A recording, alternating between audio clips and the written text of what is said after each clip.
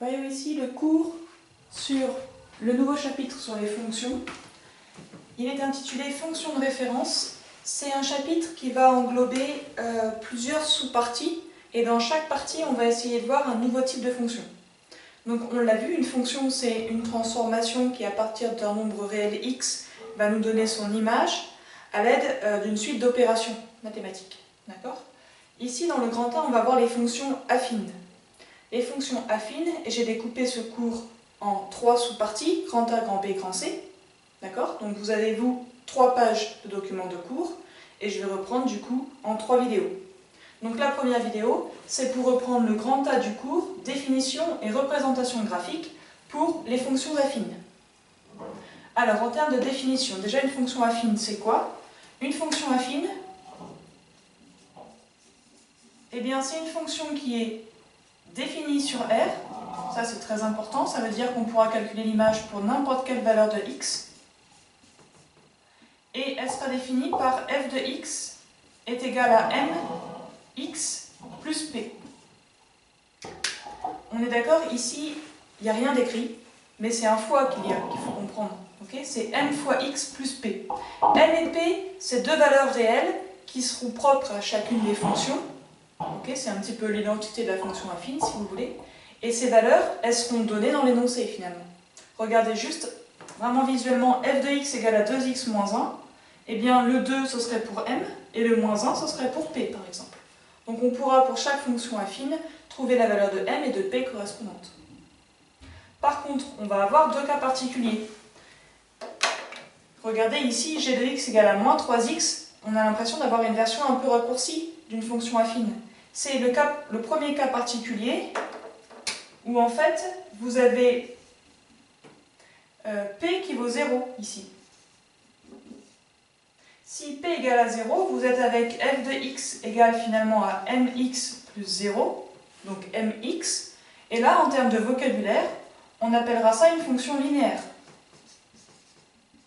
Donc on lui a donné un nom particulier, sous-entendu fonction affine linéaire. Okay, c'est quand même une fonction affine, mais c'est vraiment un cas particulier où c'est beaucoup plus court. Donc l'exercice il sera plus simple. Il suffira de repérer une fonction linéaire et vous verrez que ça va vite simplifier vos calculs.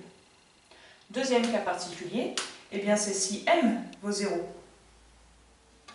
il faut que je rajoute une ligne, donc hop. Si m vaut 0, dans ce cas vous avez f de x qui est égal à 0 fois x plus p, donc c'est égal directement à p. Et dans ce cas-là, le nom qu'on lui donne, c'est fonction constante. Fonction constante, ça veut dire qui ne bouge pas, qui ne varie pas. Ça veut dire qu'ici, peu importe la valeur de notre variable x, la valeur de l'image, c'est toujours la même, c'est p. Alors c'est un p minuscule, comme ça. Hop. Regardez l'exemple ici, h de x égale à 4. Peu importe la valeur de x, ici, la valeur de l'image, ce sera toujours 4. On aura alors une fonction constante. Bon. Un dernier point avant de passer à la représentation graphique, en termes de vocabulaire, ça c'est important. Donc je vais me décaler ça, c'est pas très grave. Donc un point de vocabulaire. M, c'est ce qu'on appelle le coefficient directeur de la fonction affine. On va le relier direct avec la représentation graphique en dessous. Et P, c'est ce qu'on appelle l'ordonnée à l'origine.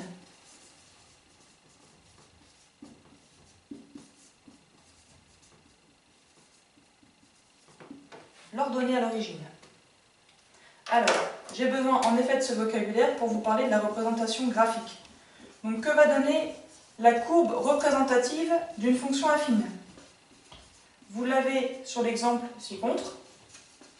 En fait, la représentation graphique d'une fonction affine, ça sera toujours une droite. Donc vous associerez une fonction affine, une droite. Toujours. Ok?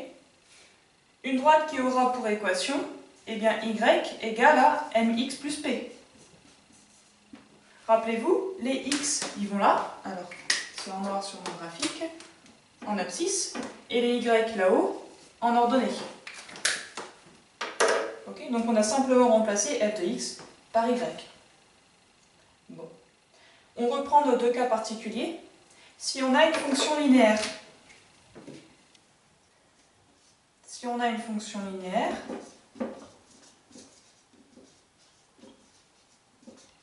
on aura une droite qui aura une particularité. Elle va passer par l'origine du repère. Droite qui passe, je n'ai pas de place, donc par le point O de coordonnées 0, 0. Donc l'origine du repère. Si on est sur le deuxième cas particulier, si on est sur une fonction constante, alors la droite obtenue aura également une particularité. La droite sera alors parallèle à l'axe des x, l'axe des abscisses.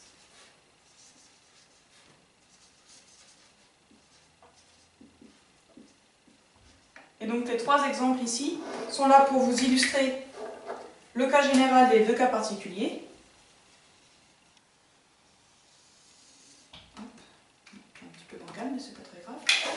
Ça marche.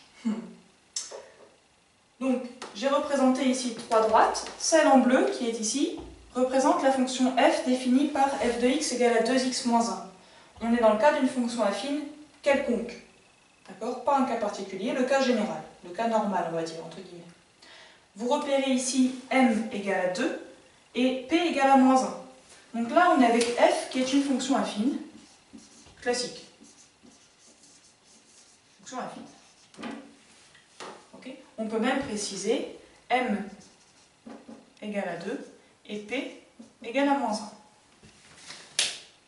Pour g de x égale à moins 3x, regardez la droite obtenue, elle est ici. Elle passe par l'origine du repère. Elle passe par l'origine du repère, le point 0, 0. On a affaire à une fonction linéaire. En effet, la fonction linéaire, c'est quand on a f de x égale à mx. Là, on a juste moins 3x. Donc avec m égale à moins 3, on a ici une fonction linéaire.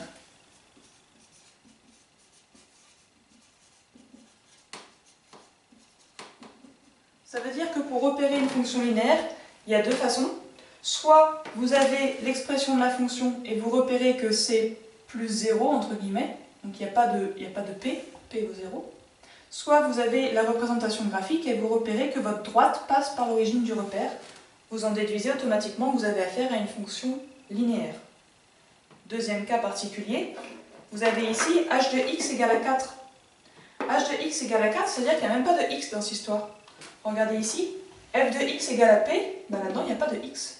Donc on a bien affaire à une fonction constante ici. Fonction constante.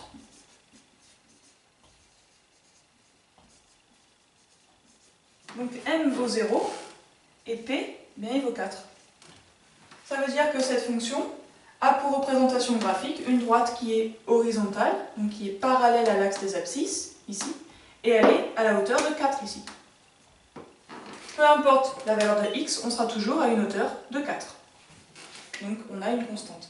Ces fonctions constantes, en fait, elles sont utilisées pour des paliers, pour créer des paliers, des seuils, vous savez, à partir de, allez, on va prendre un exemple actuel, à partir du moment où le nombre de décès quotidiens dus au coronavirus passera en deçà de ce seuil, alors on pourra renvoyer les élèves au lycée.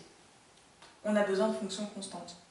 Okay. Donc elles sont très utilisées, notamment dans le domaine médical, mais dans le domaine de la biologie, écologie, également en physique-chimie. Okay. Donc ces fonctions, ce sont des fonctions accessoires finalement.